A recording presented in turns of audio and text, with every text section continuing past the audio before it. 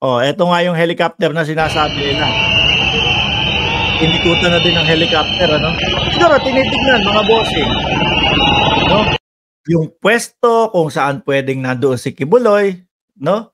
Eh sabi nga po mga kababayan na yung paglalapagan sana ng helicopter na yan, yung mga helicopter, nilagyan, nilagyan ng kumbaga harang para hindi makababa. Okay, fine. Meron pa namang mga susunod ho eh. 'Di ba? Meron pa namang mga susunod. Siguro iniisip lang nila, sa susunod hindi na natin ilalapag yung helicopter. Since etong mga tao na ito nasa harapan at ayaw tayong papasukin, susunod, 'di ba yung may mga bumababa ho sa helicopter mga kababayan? Yung mga kasundaluhan na bumababa sa helicopter, baka gano'n na po yung susunod. Maramihan na po ang nakasakay doon sa helicopter tapos baba na lang ng baba o gano'n. Makukuha din ho 'yan. Huwag tayong mag-alala. Eto first try, mga bossing. Kung yung iba nga ho nakukuha talagang malalaking tao na yun, nakukuha pa din. Makukuha at makukuha ito, mga bossing. Sa tingin niyo po ba, etong mga humaharang, mga kababayan, no? Na mga fans ni Kibuloy, nasasaktan sila pag fans ang sinasabi ko sa kanila, no? Nasasaktan sila pag tinatawag ko silang fans ni Kibuloy. Di fans na lang lagi itatawag ko sa inyo. Ano? Etong mga fans ni Kibuloy, mga kababayan, sa tingin nyo ba pwedeng kasuhan ito? Ako nagtatanong. No, ako nagtatanong. Kasi kumbaga parang obstruction yung kanilang ginagawa, mga kababayan eh. Di ho ba? Obstruction eh. Kaya ang ginawa ng mga kasundaluhan natin, gumawa na din sila ng paraan para makapasok ko. Bukod dyan sa helicopter nila na hindi makalapag-lapag dahil nga ang ginawa nila mga bossing hinarangan yung paglalapagan. Ayan. Nakakapasok din yan. Diba? Yan pa kayang hanggang kanta at sayaw lang ang panlaban, army yan. Fans ni Kibuloy. Kibuloy.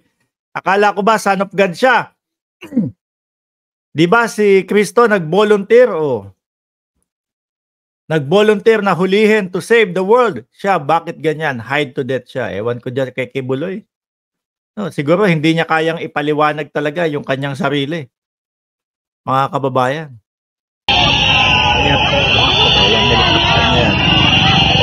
Yung ibang mga kapulisan naman po, mga bossing, eto ginawa, ayan.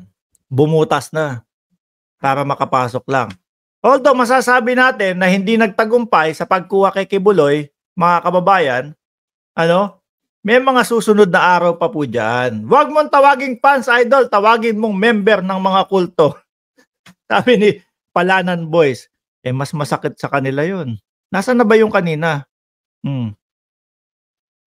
Ayan binutas na nila. Sabi nung, grabe naman kayo, bakit nyo sinira yan? Bakit binutas ninyo yan?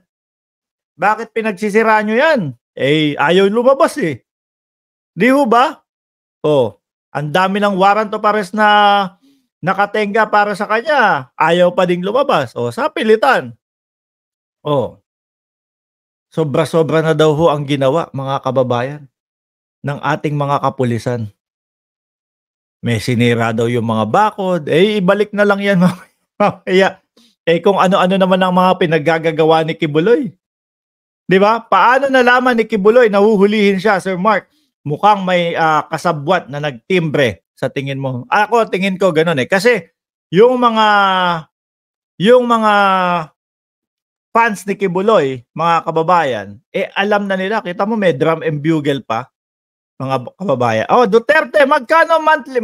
Paulit-ulit naman. Kahapon tinanong mo na yan. Ngayon tinanong mo na yan. Ano ba naman yung paulit-ulit lang? Bob.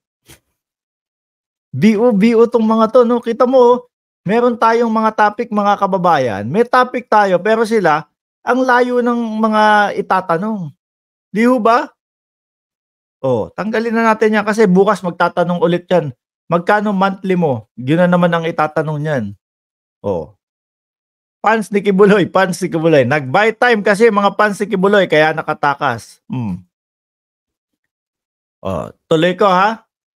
Itutuloy ko to. Yung mga nasirang gate